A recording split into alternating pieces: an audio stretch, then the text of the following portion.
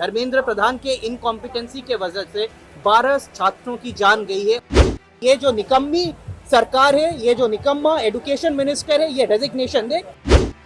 जो सरकार है उनके तलवे चाटना, हम ऐसे तलवे चाटने वाले मीडिया का कोई भी समर्थन भी नहीं करते, उनसे कुछ हमें आकांक्षा भी नहीं है। नमस्कार, मैं प्रेम प्रभाकर और आप देख रहे हैं द इंडिया अनफिल्टर्ड। मैं इसमें मौजूद हूँ जंतर मंतर में, जहाँ पे कॉकरोच पार्टी की तरफ से प्रोटेस्ट चल रहा है।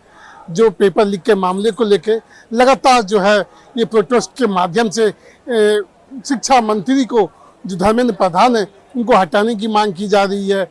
और लगातार जो है प्रोटेस्ट के माध्यम से जो छात्रों का जो मुद्दा है वो उठाने की कोशिश की जा रही है। मेरे सामने इस समय मौजूद है सुप्रीम कोर्ट के वकील हैं सुपांशु, और उनसे हम बात करते हैं और जानते हैं इस प्रोटेस्ट का बारे में वो क्या जानकारी दे रहे हैं।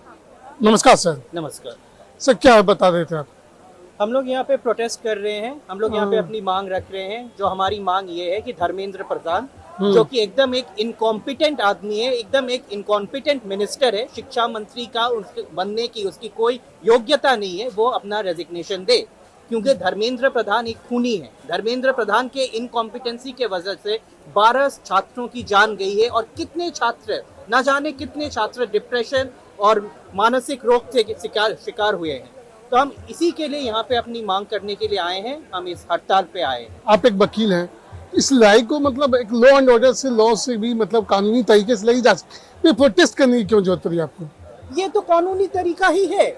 हमारा संविधान हमें ये आज़ादी देता है, ये हमें हमारा संविधान अधिकार देता है कि हम प्रोटेस्ट करें, हम अपनी मांगों को रखने के लिए, मांगों को मंगवाने के लिए पीसफुल तरीके से जायज प्रोटेस्ट का हिस्सा बन सकते हैं। हम वही कर रहे हैं, हम एक पीसफुल जायज प्रोटेस्ट कर रहे हैं, जहाँ पे हमारी जो जायज मांग है वो ये है कि ये जो निकम्मी सरकार है, ये जो निकम्मा एजुकेशन मिनिस्टर है, ये रेजिग्नेशन दे। इसीलिए आज हम सड़क पे आए हैं। अभी एक खबर में चर्चा चल रही है कि मोदी कैबिनेट का विस्तार होने वाला, उसमें ये खबरें आ रही है कि शायद धर्मेंद्र प्रधान की जो कुर्सी है वो शिक्षा मंत्री वाले वो जा सकती है। इस पर आपकी क्या प्रतिक्रिया है? ये हमारे, अगर उसके हटाया जा रहा है, ये हमारे मांग की मिटाना नहीं हो रहा है। This does not amount to satisfying our demands. Why? क्योंकि उसे हटाया, हम चाह रहे हैं वो रेजिग्नेशन दे, उसे मंत्री सभा से हटाया जाए, उसे उसके पद से हटाया जाए, ना कि ये कि उसे एक पद से निकाल के किसी दूसरे पद पे दे दिया जाए या कोई दूसरा उसको रेस्पॉन्सिबिलिटी दे दिया जाए। ये इंसान कोई भी कॉम्पिटेंसी नहीं रखता, इसको आप कोई भी पद नहीं दीजिए, ये एमपी होने के लायक नहीं है, इसको आप एक मिनिस्टर कैसे बना सकते हैं? हम चाह रहे हैं कि ये रेजिग्नेशन दे, और ना ही से एजुकेशन मिनिस्टर अपने एमपी पद से भी ये रेजिग्नेशन दे। मतलब आप चाह रहे हैं कि धर्मेंद्र प्रधान रिजाइन ही ना दे, मतलब वो राजनीति छोड़ दे? वो राजनीति छोड़ दे, वो राजनीति करने के योग्य नहीं है। अगर आप अपने आप को एक राजनीतिज्ञ बता रहे हैं, एक पॉलिटिशियन बता रहे हैं, तो ये आपका जिम्मेदारी है कि भारत के जो नागरिक है, भारत के नागरिकों की जो समस्या है, आप उन समस्याओं को डील करें।